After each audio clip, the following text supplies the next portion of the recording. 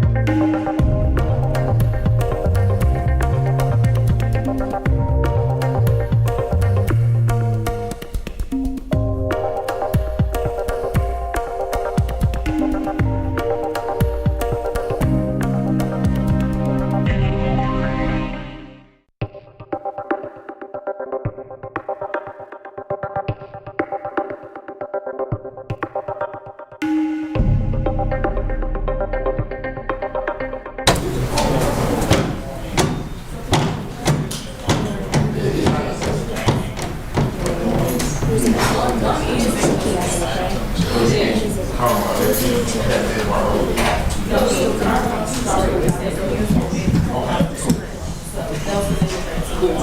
got you. Look, you over there looking like, Yo, Ken's a camera. no, I'm talking about that drink with, like, dogs.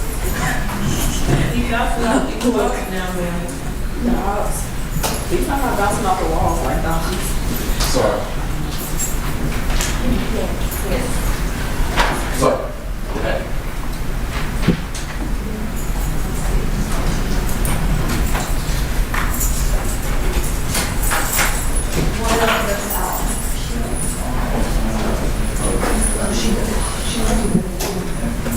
Do you have,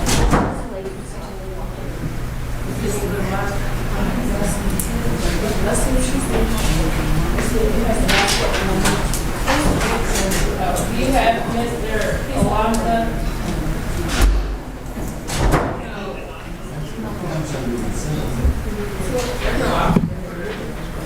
We can take somebody Tuesday away when they're overworking. We can take Can we get right out? Yes, for the bond Can we hearing. give us a lounger, please? I'll call her. I got you.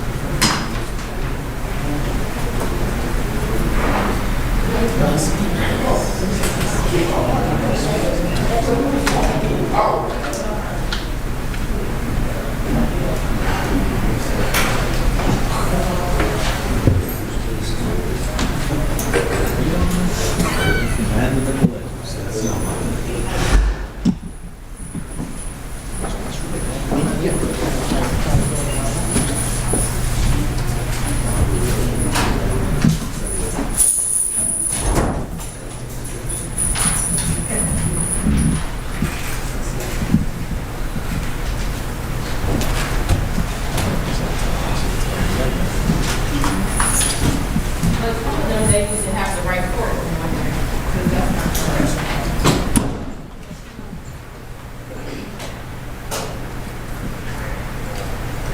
She said it's fine to take your still shots, but this is how the law, what the law says it's supposed to be.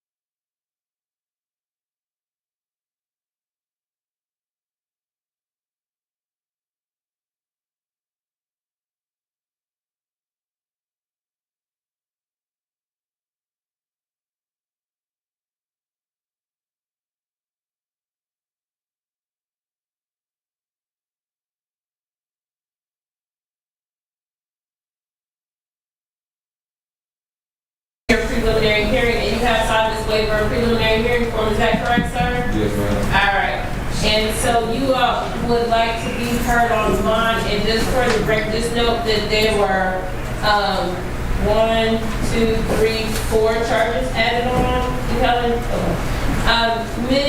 Good morning, Ms. Harvey. Good morning, Your Honor. Will you please give us Mr. Alonzo's criminal history?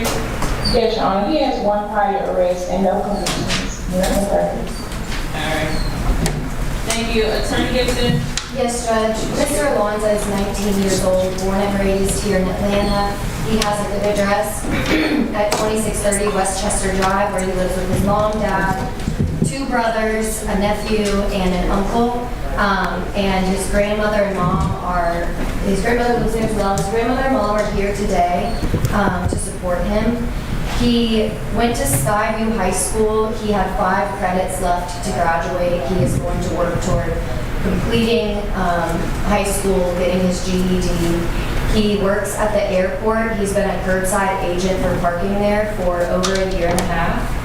And he attends East Point Baptist Church with his family. We would ask that since he has great community ties, he has his mom and grandmother here to support him today, and that this is his second lifetime arrest. His prior arrest, the case attached to that got dismissed. So this is the only thing that Mr. Alonzo has open right now. He has no criminal history. We would ask for a significantly low bond on this case, not to exceed $50,000. Thank you, thank you. I leave it to the court's discretion.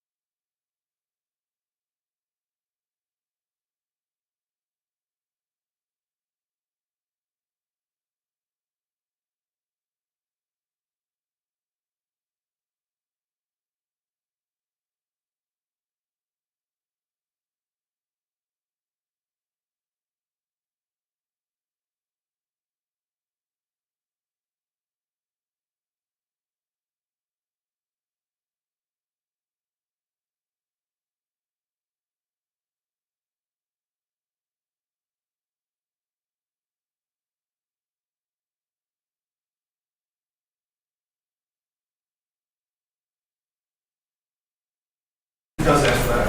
Oh, 2419099. Can you just bring out the Charlie? No, there's like a whole bunch of them. Yeah.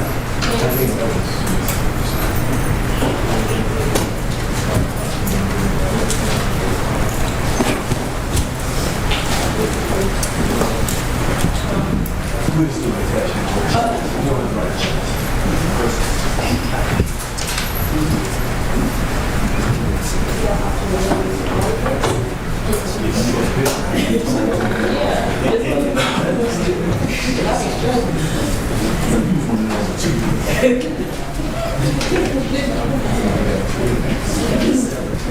Alright, hold on, give me 1 minute.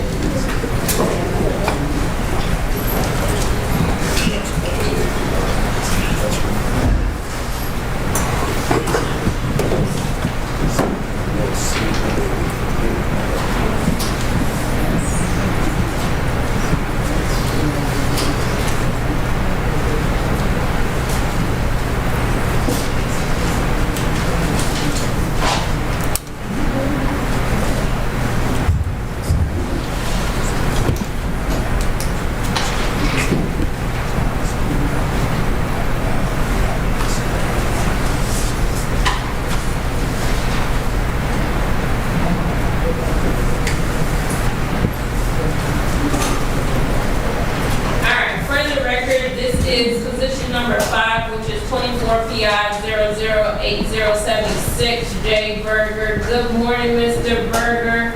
I'm Judge Brady Brooks, and I would have been presiding over your preliminary hearing this morning. It's my understanding, after speaking to your attorney, Stuart Moniz, is that how you say it? Yes, ma'am. Moniz, you have elected to waive your preliminary hearing. You have signed this waiver of preliminary hearing form. Is that correct, sir? All right, Attorney Moniz, if you could turn to, thank you. And you guys would like to be heard on bond this morning, so that's how we will proceed at this time. Ms. Harvey, will you please give us Mr. Berger's criminal history? Yes, Your Honor. He has one prior arrest. That arrest was from 1989. No convictions. Nothing further. All right, thank you. Attorney Moniz? Yes, Your Honor. Should I speak seated from the podium? Whatever makes you comfortable.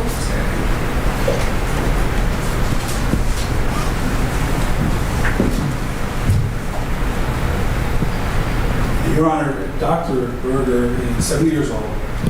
He is a retired ophthalmologist, although he is still currently licensed to practice medicine in the state of Georgia. He has lived in Georgia for 30 years. He's owned his present residence, where this actually occurred, since 1998. He has a litany of community support, both close by and around the world. I'm kind of overwhelmed by how many calls I got in support of Dr. Berger and people wanting to help him in any way they could. This was a mental health episode. The police were called out to the scene because the management of the building was concerned for Dr. Berger's mental well-being and he was acting erratically. It escalated. The charges will be dealt with at a later time. Obviously, this is bond. It's not about pre-punishment charges. The question is whether he'll show up for court, whether he'll do what's asked. And he has a 7-year history of being an outstanding member of the community, a doctor. But this is very disturbing. This is very disturbing behavior. And the doctor has a mental health history. He has several severe concussions and he's suspected of having CTE. And post-traumatic stress disorder. He needs treatment, and the facilities at Rice are not set up to treat him. What we're asking for is for him to be released to get evaluated and treated, up to and including inpatient treatment, if necessary. Obviously, we have no objection to any conditions the court would put on the bond, including no firearms, obviously.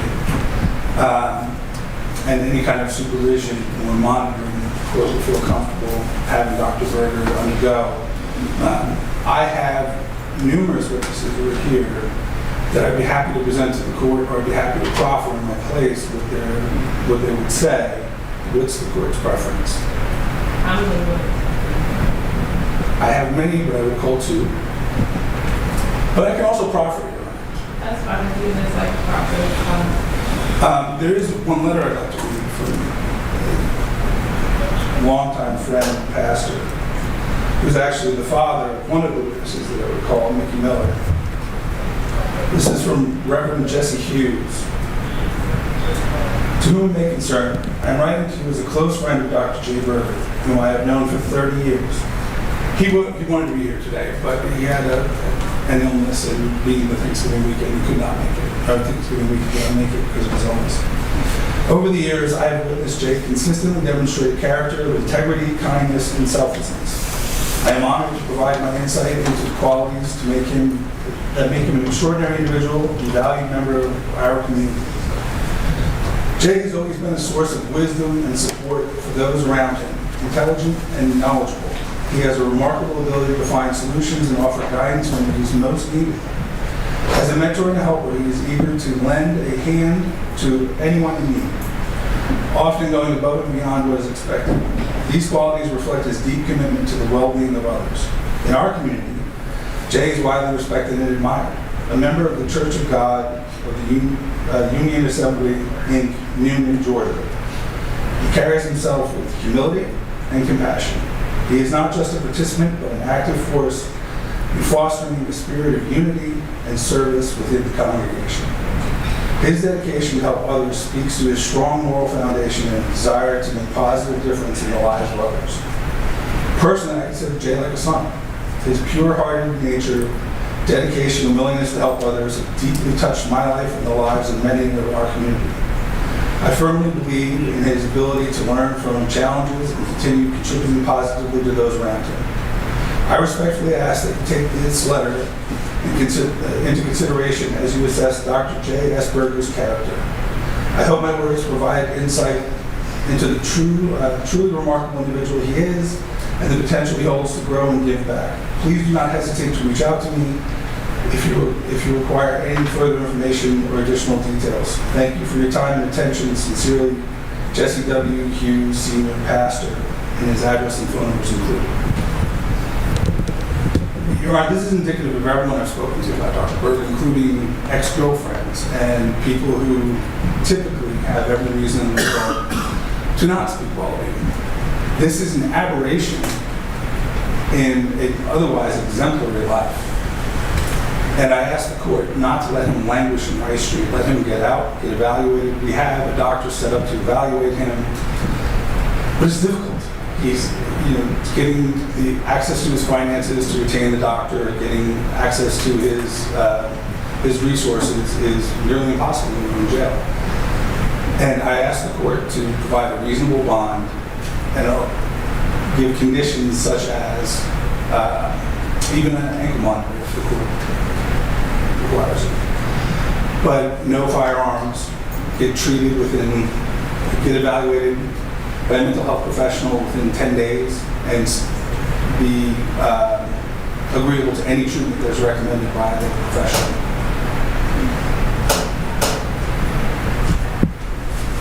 I would like to recognize the people who came to speak on Dr. Berger's behalf. Mickey Miller, Felicia Congo, Vonnie Plott, Keith Jones, Emily Tesmer, and Kiana Price. And again, we got calls from as far away as Germany supporting Dr. Berger.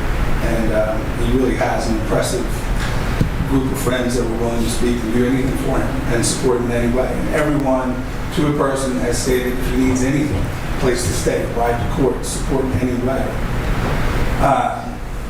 They absolutely will provide it. Many folks expressed regret because the day that this occurred, he reached out to many of the folks that he knew, and they weren't there.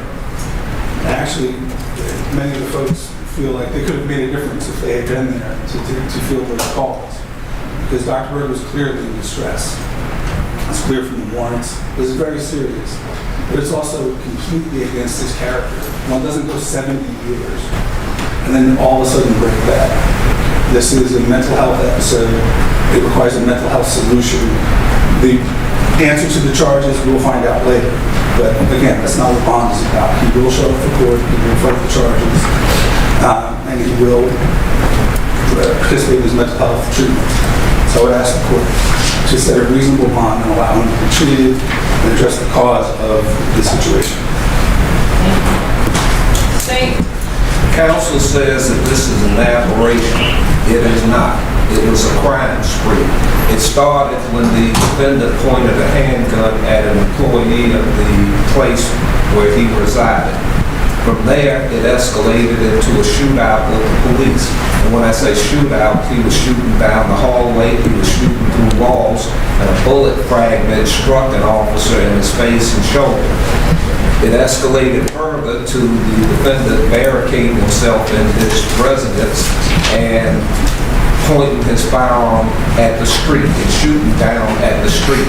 From there, an APD sniper shot the defendant in the head, but that didn't stop. In fact, at that point, the defendant returned fire toward the sniper who was in another building. So, like I said, this was not an aberration. This was a crime spree. This was dangerous behavior. No one died through the grace of God, but the defendant has shown he's dangerous and a threat to the community. The state is opposed to bond. Thank you. Your Honor, may I respond briefly? Ma'am. Mr. Turner raises an excellent point. After my client was shot in the head, any rational person would have ducked because the sniper was shooting at their head. He began throwing things over the balcony in full view of the sniper who had previously shot him once. This is a mental health crisis, and it needs a mental health solution. Thank you. Everybody in the lockup needs mental health solutions. There's no difference here. Danger and threat. Okay, so we're not gonna go back and forth.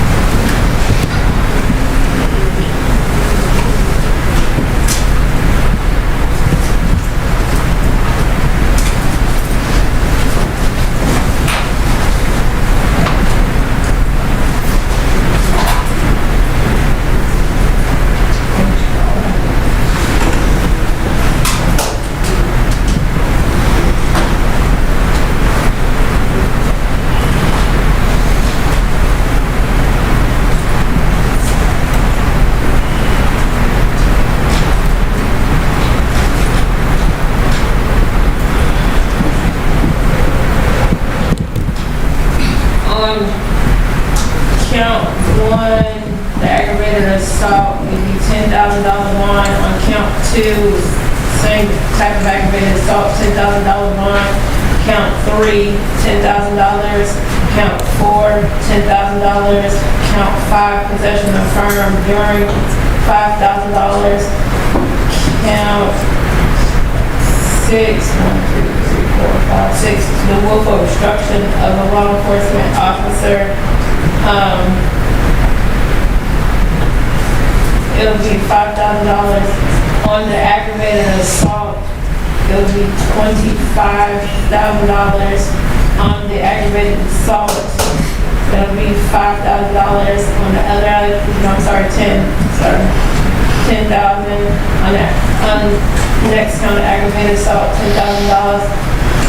So there are two charges of possession of firearm during the commission of, Yes, Your Honor. and that'll be another $5,000, and then on the willful obstruction of law enforcement officer, it'll be $1,000, so that's 10, 20, 30, 40, 50, 75, 85, 95. It's, 101,000, but that's the math you got as well? Yes, Your Honor. Dr. Berger is to have no weapons, no replica weapons, no drugs without a valid prescription, no alcohol. He is to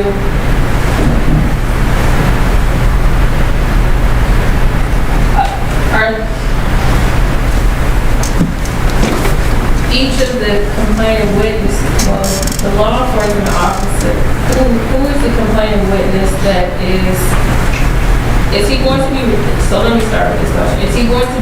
Is he scheduled to live somewhere else? Currently, that's his residence since 1998. So we would ask that he be allowed to live in the same building. But if the court orders it, we will make any arrangements. with the exception, and the state can weigh in on this as well, with the exception of the law enforcement officers, from what I read in the warrant, there was just one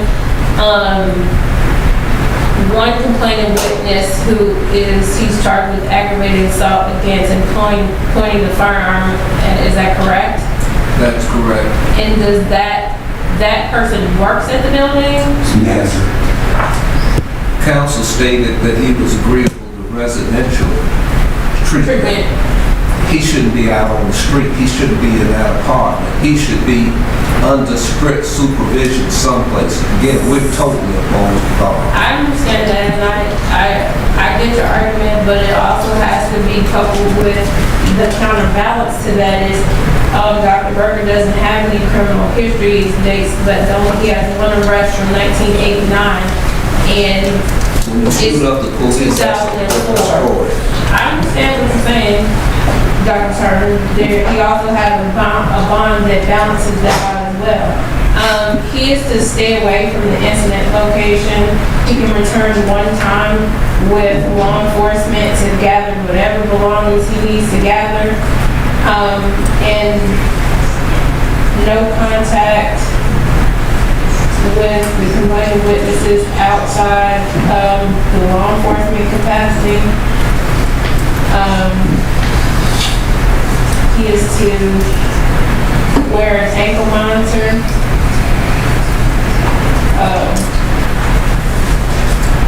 To be paid for by the defendant. He will also have a 24-hour curfew. With the exception of legal, medical,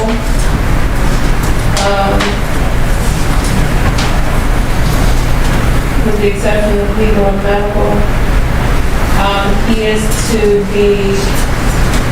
have a psychological evaluation within 10 days of being released, and needs to follow any recommended course of treatment, including medication, if it's recommended.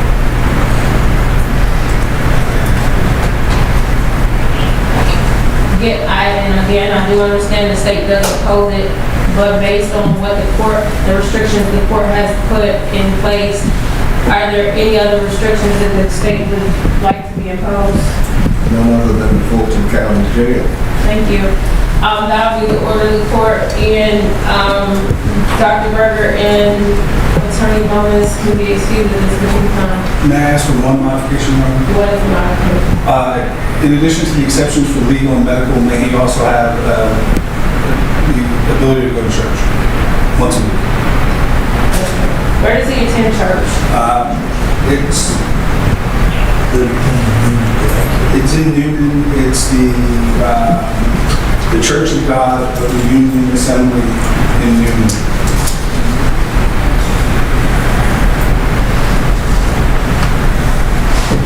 Church of God of the Union Assembly in Newton. He goes on Sundays. Yes, Your Honor. I think there are other days that he goes and helps out, but given the circumstances of the case, Right. the Sunday service is on. He can be allowed to attend church once a week on Sundays. What service does he go to? Do they have multiple services? 10 o'clock.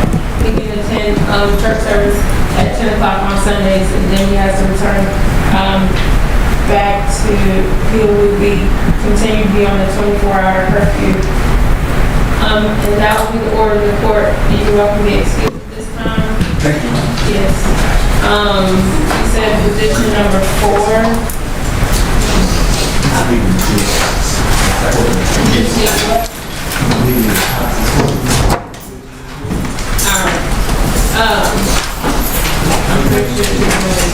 Can we get Mr. Bailey, please? Mercedes Bailey.